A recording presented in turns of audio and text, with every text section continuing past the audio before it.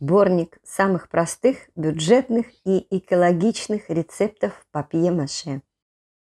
Бумагу погружаем в теплую воду. Мой любимый рецепт из офисной резаной бумаги. Кстати, можно обойтись без блендера, размельчить вручную. Отжимаем, но не очень сильно. Добавляем клей ПВА и обойный клей, который сделает массу пластичной. Вам негде взять резаную офисную бумагу, подойдет любая. Рвем на мелкие кусочки. Заливаем кипятком и оставляем на ночь. В этом случае блендер необходим.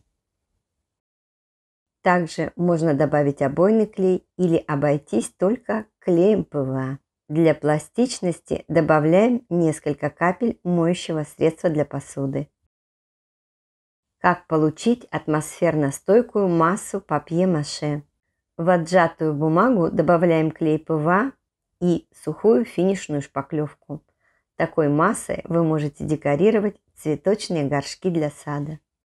Чтобы размельчить лотки от яиц, совсем не обязательно утруждать руки. Заливаем кипятком и оставляем на ночь.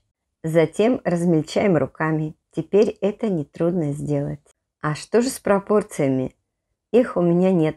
Всегда делается на глаз. Дело в том, что папье-маше испортить невозможно. Критерий только один. Масса должна быть клейкой на ощупь. Добавляем ПВА и обойный клей. Масса с обойным клеем сохранит свои качества только несколько дней, поэтому делаем эту добавку непосредственно перед работой.